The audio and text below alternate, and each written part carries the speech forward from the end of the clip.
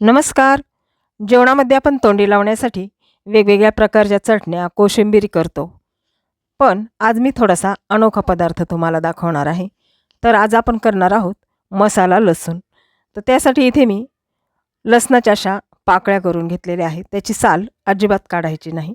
आता समोरचं जे तोंड असतं किंवा समोरचं टोक असतं, त्याला आपण अशा पद्धतीने फक्त सैल करून घ्यायचं आहे.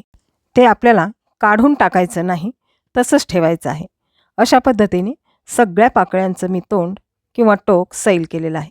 आता एक लोखंडी तवा घेतलेला आहे. तो गरम होऊ द्यायचा आहे आणि त्याच्यामध्ये आपल्याला अगदी पोहे खायच्या चमच्याने 1च चमचा तेल घालायचं आहे. तेल आपल्याला जास्त घालायचं नाही. आता या तेलामध्ये तयार केलेल्या लसणाच्या पाकळ्या घालायच्या आहेत. लसणाच्या पाकळ्या आपल्याला 1च मिनिट परतून घ्यायच्या आहेत. गॅस आपल्याला कुठेही मोठा करायचा नाही. सगळी रेसिपी आपल्याला लहान गॅसवरच करायची आहे. परतत असताना या लसणाचा थोडासा तडतड असा आवाज येतो, त्यामुळे लसणाची साल थोडीशी सैल होते. आता याच्यामध्ये आपल्याला मसाले घालायचे आहेत, परंतु अगदीच कमी. छोट्या चमच्याने अर्धा चमचा हळद, अर्धा चमचा लाल तिखट, अर्धा चमचा जिरेपूड आणि लसणाला लागेल इतकंच आपल्याला यामध्ये मीठ घालायचं आहे. आता हे मसाले असेच थोडेसे अगदी अर्धा मिनिटभर आपल्याला परतून घ्यायचे आहेत. याच्यामध्ये आपल्याला पाणी घालायचं आहे.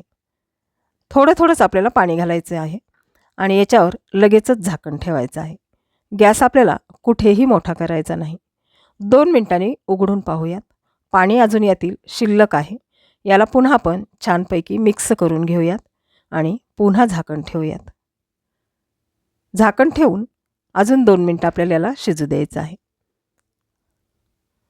पहा आता याच्यातील सगळं पाणी आटलेलं आहे. अजून अगदी 2 ते 3 चमचे मी पुन्हा पाणी घालत आहे आणि पुन्हा छानपैकी मिक्स करून घेत आहे. आता झाकण ठेवून पूर्ण पाणी आपल्याला आटून घ्यायचं आहे. पाणी आटल्यानंतर हा लसूण मऊ होईल. 2 मिनिटांनी उघडून पाहूयात. सगळं पाणी आटलेलं आहे आणि मसाला लसणाला मस्तपैकी लागलेला आहे. यातील मसाला, मीठ सगळं लसणामध्ये मुरलेलं आहे. तुम्ही पाहू शकता. आता आपल्याला काय करायचं आहे, लसणाच्या मागच्या टोकाला थोडंसं दाबायचं आहे, म्हणजे लसूण आपला आपोआप बाहेर येईल. अशा पद्धतीने हा लसूण आपल्याला जेवणामध्ये खायचा आहे. आहे की नाही मस्त रेसिपी? चला तर मग ही रेसिपी तुम्ही आजच करून पहा. पुन्हा भेटूयात. धन्यवाद.